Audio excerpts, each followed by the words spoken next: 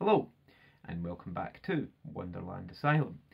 We're back today with issue 33 of the Hachette Partworks release of Titanic, the ship, the legend.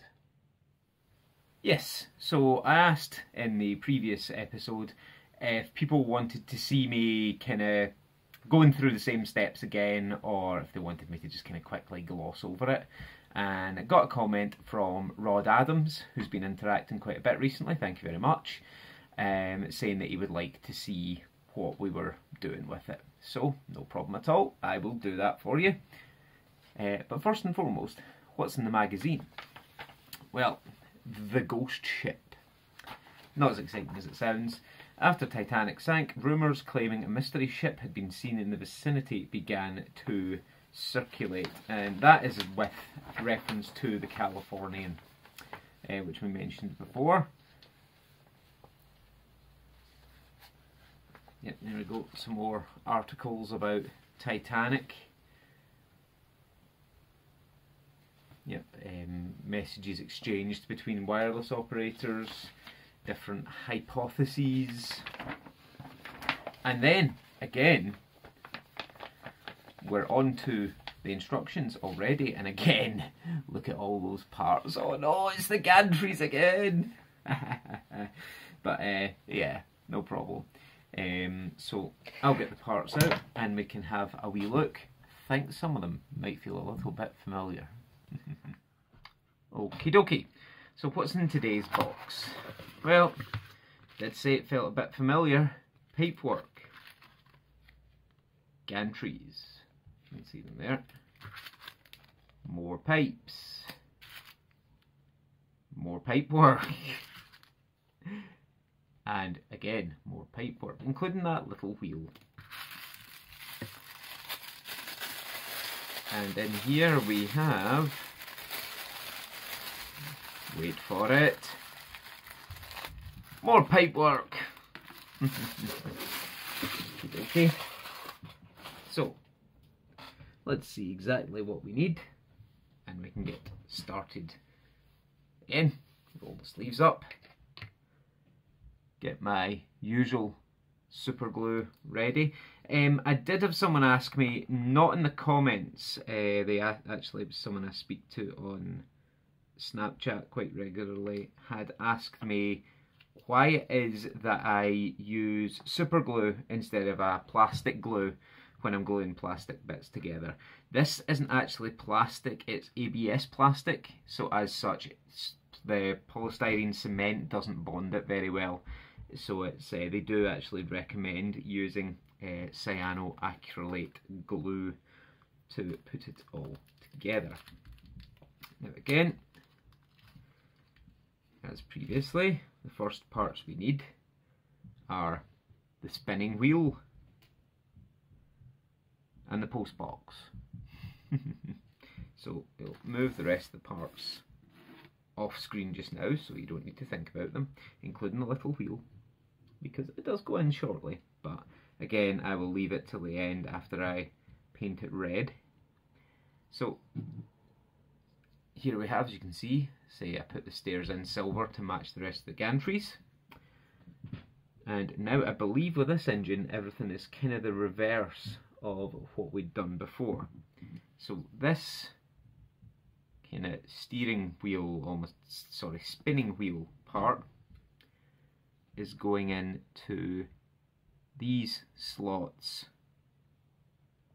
I'll show you momentarily. Might as well glue them while I'm at it. Here and here. So it's these two holes just there.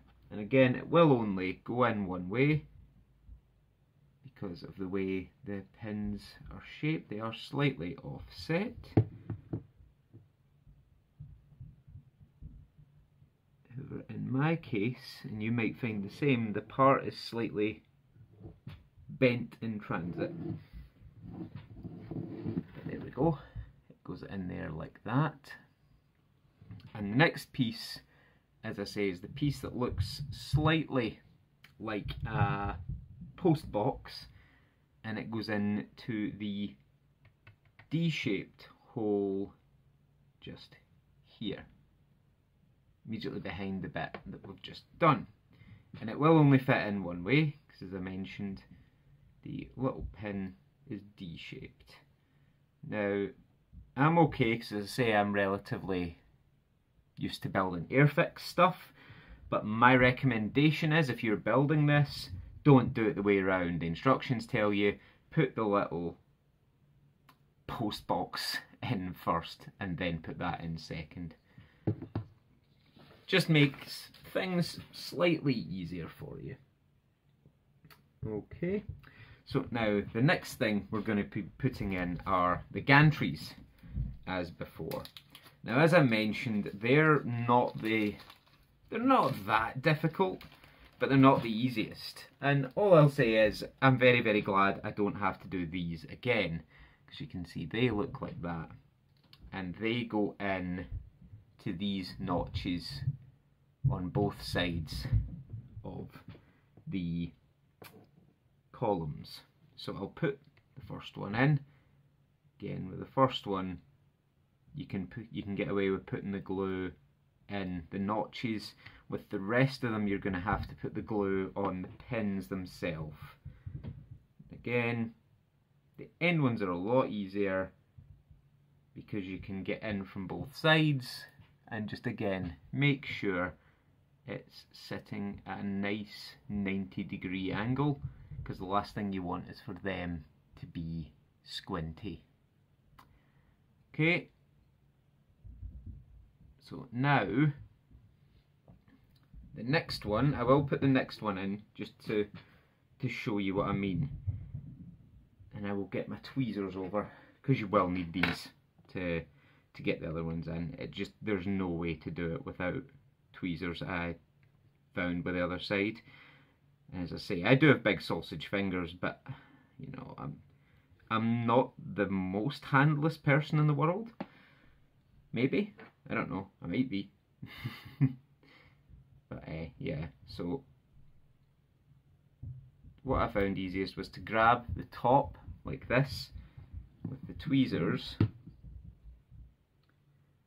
guide it in, and once you've lined the pin at the end up, guide it in with your fingers and just make sure the rest of the pins line up. And once it's in, make sure it's sitting at a 90-degree angle. I realise it's very, very difficult for you to see what I'm doing. Trust me, it's even more difficult for me to do it. But there we go. As you can see, that one isn't quite sitting at 90 degrees. So I'm going to just get the tweezers and nudge it till it is at a 90-degree angle, just like that. So I'll now go ahead and do the other 1, 2, 3, 4, 5, 6 of these. And I will be back just momentarily. As I say, these ones in the middle, in these two cylinders, are the most difficult because they're right next to these the connecting rods and everything. So just after every one you put in, make sure you barrel the engine over to make sure it's still turning freely and you haven't dripped glue anywhere. But I'll get on with these and I'll be back in just a moment. Okay, so I brought you back just as I'm about to fit the last gantry on like that. Tremendous fun. I am of course lying, but that's them all on there like that. And as you can see, somehow, miraculously, my engine does still turn. Now what are we doing next? Next we are assembling this, which is the reversing gear, I believe. Oh, it says it's the auxiliary motor for the starboard motor. My apologies. Now, last time it told me to put these in and then glue that bit on the end. This time it's telling me to glue that bit on the end first. Okay, I don't think it matters, it is pretty fiddly either way, but alrighty then. So we'll try it this way around and see. I will make my recommendation. You see it has a D-shaped fitting, this little end pipe. It will only go on one way. So just make sure it's on straight, because you know it is a D-shaped fitting, but it's not very tight fit. So just make sure it is sitting completely straight on the end, like that. And then the other two studs that are on that pipe go into the two holes just here and here.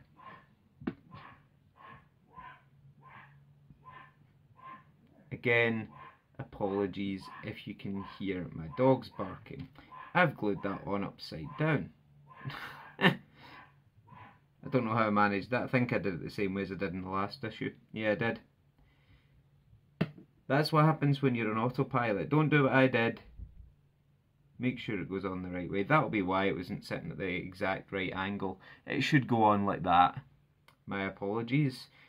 Again, I make mistakes so other people can learn from them.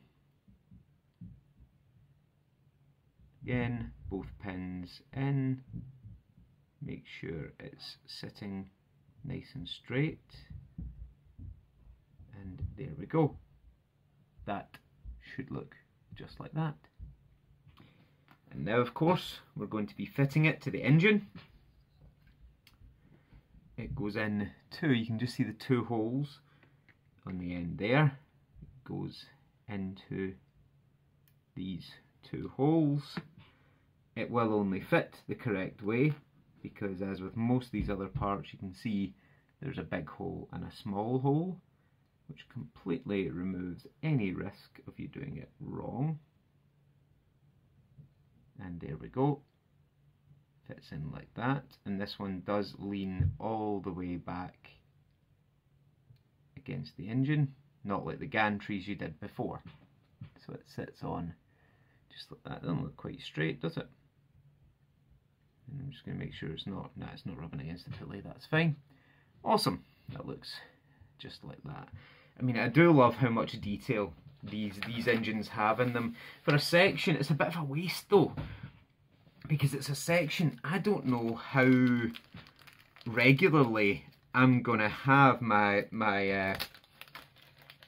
side plate off, but you know, I want to build it properly. As I say, I did actually consider when I started this not doing the engine at all, but as I'm doing it as a build diary for YouTube, I thought I probably should. Okay, so next we have this pipe here, and it's going with the slightly longer section to the other side of the engine from the pulley there. So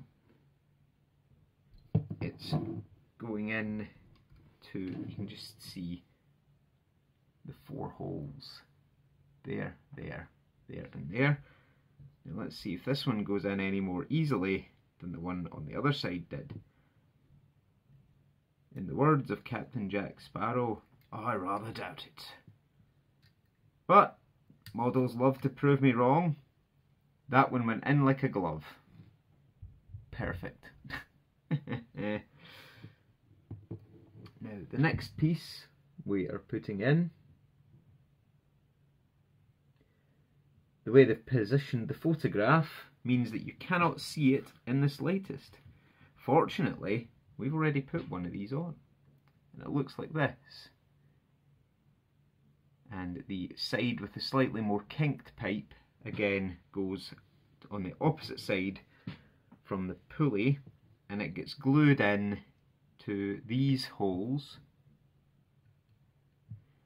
just going along the cylinders there. Now another advantage is, say, I do use this paper clip to apply my glue, but as you can see there is the occasional bit of overspill, and that is the other advantage to using the paper clip, or again if you're using a cocktail stick, using the cocktail stick method, is that goes in just like that. It's only a very minimal amount, but belt and braces style, I'll show you again while I'm babbling. Yep, belt and braces style, the glue that I use dries transparent so you don't see it, and a lot of it evaporates as well, so that's always good. Now we need the next pipe, which is this one, and it is going over these two pipes there. You'll just be able to see the holes. Again, very similar to what we did on the other side. The holes are here and here. And again, if I remember correctly, on the other side, this pipe is slightly longer than it needs to be. So if you get one side in, yeah, just slightly too long. But as long as you've got glue in the hole, you give it a second to set. Perfect. There we go. That's that pipe in too. What's next?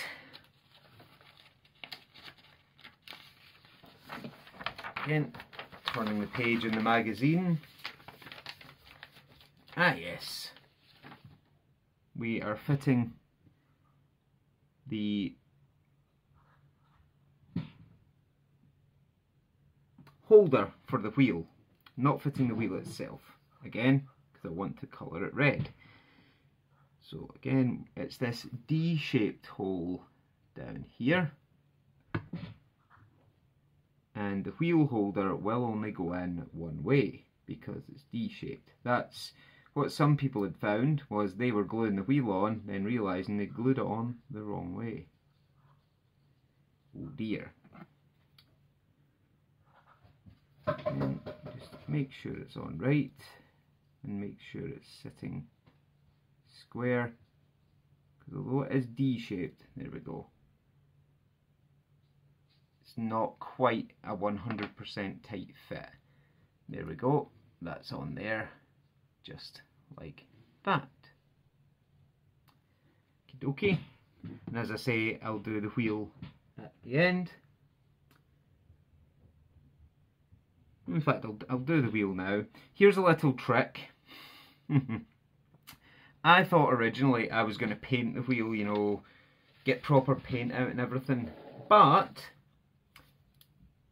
I stole one of my daughter's Permy markers, and it gives a rather nice metallic effect. So this is what I've been doing for all my wheels. Sorry if this is a bit of a disappointment to those who thought I was, you know, sitting and painting it all, but I've actually found this gives it a really, really nice metallic industrial looking finish. As I say, I used paint on the ones for the forecastle deck, and it ended up being an absolute mess. It got way too much into the holes, it clogged everything up, so I thought, I want to find something different. But as you can see, there we go. Yeah, it's all over my fingers, but a little bit colouring in, and there we have perfectly red wheel. And I will now glue that into its little slot just here. But yeah, that's a bit of the, I know that's kind of like a magician revealing his tricks, but there we go. That looks so much better than just it being silver, in my humble opinion. Okay, now everybody's unsubscribed because, oh, that's a disgrace. Using a felt tip pen, you know, whatever makes the effect, in my opinion, but hey ho. So the next bit of piping that we need is, I believe, this bit here, which as you can see has 3 pins on it, and it's going into the 3 tan holes just underneath the cylinder heads there. I call them tan holes. They're holes in the kind of tan section rather than tan holes, but I think you knew what I meant. So again, I find it easiest to line one of the ends up and then just guide the others in. There we go. Just like that. Very nice. And the very next part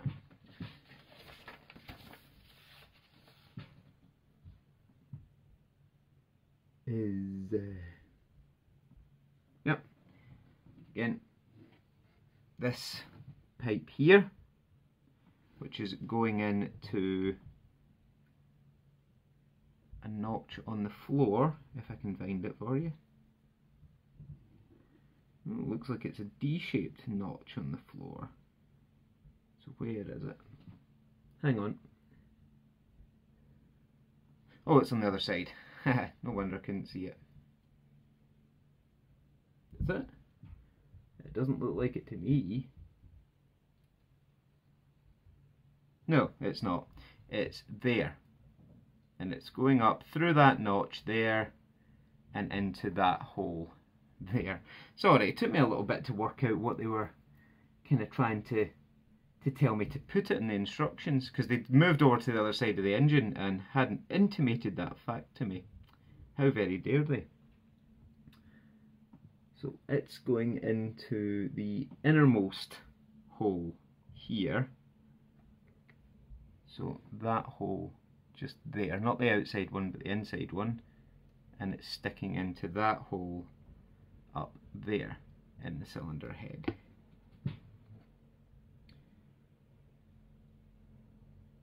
Again, easiest way to do that is to push it into the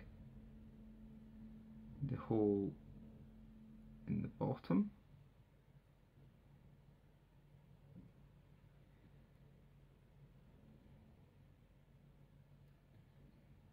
If it'll agree to go in, there we go, very nice. And then guide it in at the top, just like that. Looks a wee bit bent, so I'm going to straighten it out a bit. There we go, like that. Lovely. Now the next bit is giving me slight flashbacks because it's this bit here.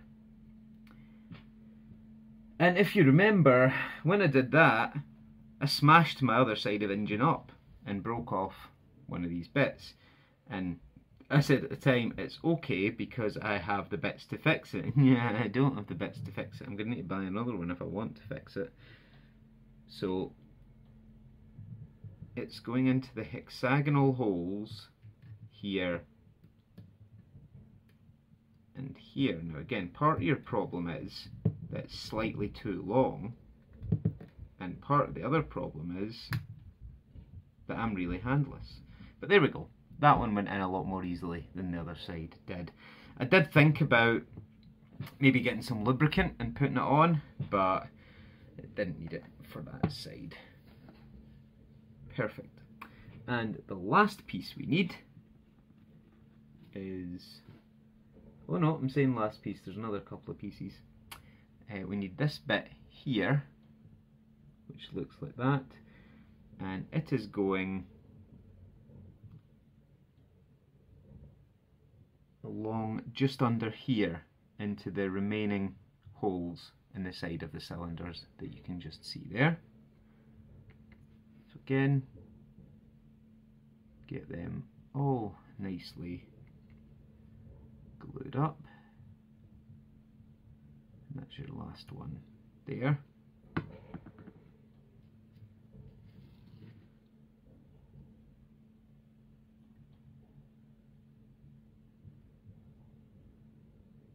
There we go.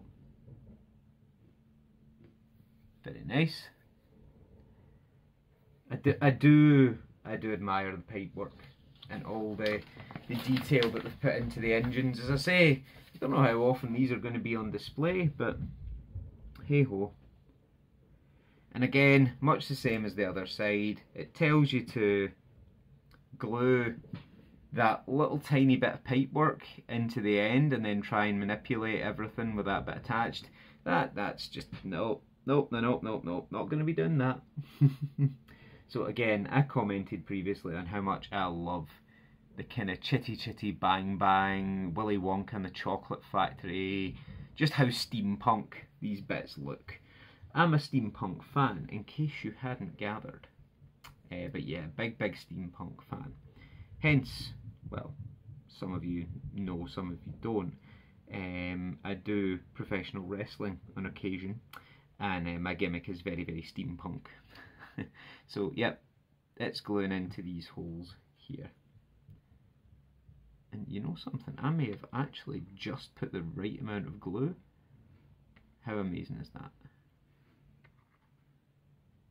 So, yep, there we go.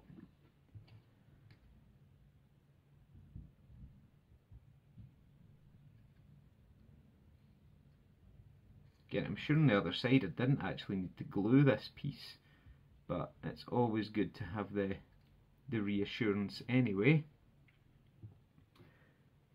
Okie dokie. And then the final thing is glue this piece into the end of the bit we've just done. So the bit we actually connect that to hasn't been attached as yet. Oh, I don't think I like that, but it'll be attached in the next issue, I am sure. So again, just make sure that's sitting at the correct angle, or it's going to make that bit in the next issue an absolute pest to try and fit everything together. Doesn't want to stay in, does it? Okay, so dip it in another little bit of glue and hold it into the hole. Give it a few seconds and a little bit of pressure just to get it to hold in.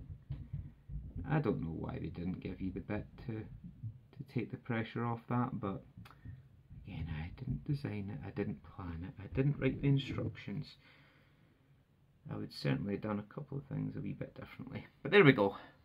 That is how the engine is looking like at the end of issue 33. And again, miraculously, somehow, everything still turns. So yeah, that's how she's looking up to this point.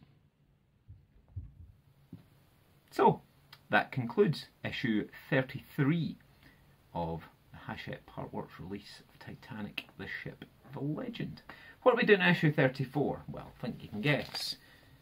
The thrust block and all the rest of the details for the engine, the thrust block and the valves, everything like that.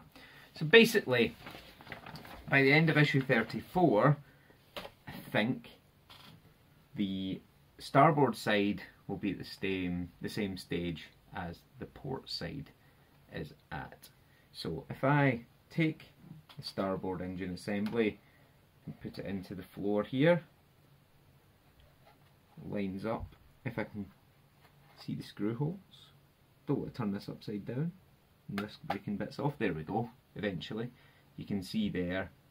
Again, the level of detail is just absolutely phenomenal in these engines.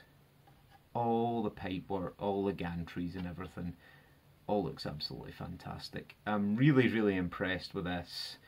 Yeah, absolutely phenomenal. As I say, I'll get issue 34 hopefully out tomorrow, all being well. And then 35 and 36, they may be the early part of next week rather than over the weekend. It just depends on how scheduling and everything works, because I do have other things on. I no longer have a show this weekend, unfortunately. It had to be moved to the Friday, and I can't do Friday nights. But yep, thanks to everyone for watching. If you enjoy what you're seeing, again, leave me a like, leave me a comment. Always look forward to my comments. And again, thanks to Rod Adams for asking to see all that again. Kind of gives me a bit of a direction, lets me know if people are interested in watching what I'm doing or if they would rather I just skipped over it and showed them the end result. But again, thanks guys for watching, and I will catch you all for the next one. And as always, peace out everyone.